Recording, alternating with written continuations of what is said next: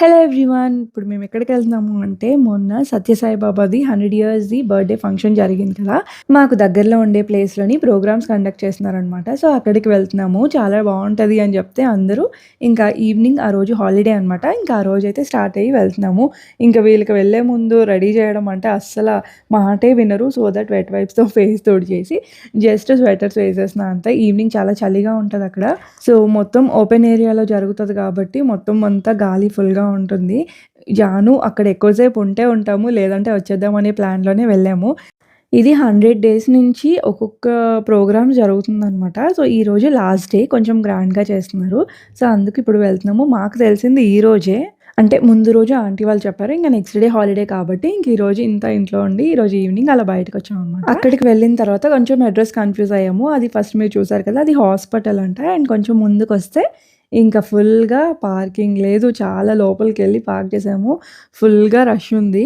But చాలా చాలా బావుందనమాట. Rush అంటే ఫుల్ ప్లాన్డ్, నీట్ అండ్ ఆర్గనైజ్డ్‌గా ఉంది ఈవెంట్ అంతా గూడా. ఇక్కడికొచ్చి మంచి పని చేశాము. మేము లక్కీ అనే అనుకోవాలి. లాస్ట్ అసలు పాస్ తీసుకోలేదు ఏం లేదు.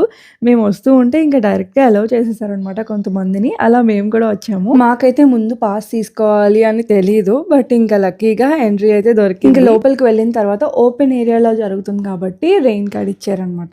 ఇది మనకి రెయిన్ పడితే కొంచెం ప్రొటెక్ట్ చేసుకోవడానికి మనకు మనం. అండ్ చాలా బాగుంది కాన్సర్ట్ అయితే. అసలు చాలా సేపు ఉండాలనిపించింది. ఆ లైటింగ్స్ కానీ లేకపోతే ఆ వైబ్ చాలా బాగుందనమాట. ఎక్కడెక్కడి నుంచో వచ్చారు, ఫారిన్ కంట్రీస్ నుంచి అండ్ స్కూల్ చిల్డ్రన్స్ అందరూ వచ్చారనమాట. చాలా బాగా జరిగింది.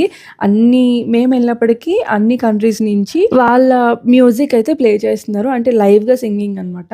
చాలా బాగా అనిపించింది. అండ్ పక్కన క్రాకర్స్, లైటింగ్స్ కొంతసేపు ఉండాలనిపించింది. బట్ ఇంకా చలి కదా! అండ్ పిల్లలు కూడా కొంతసేపు బోర్ అయిపోయారు. 1 అవర్ తర్వాత మళ్ళీ రిటర్న్ వచ్చేసినాం అనమాట. అండ్ లోపలికొచ్చిన తర్వాత చాలా దూరం నడవాలి. లక్కీగా వచ్చినప్పుడైతే బ్యాటరీ వెహికల్ దొరికేసింది. ఇప్పుడైతే శ్రీకాంత్‌ని, జానుని బైక్‌లో పంపించేసి వేరే వాళ్ళ బైక్ మీద మేము నడుచుకొని వెళ్ళిపోతున్నాం. వాళ్ళు ఇంకా కార్ తీసుకొని రావడానికి వెళ్తే మేమైతే ఎగ్జిట్ గేట్ దగ్గర వెయిట్ చేస్తూ ఉన్నాము.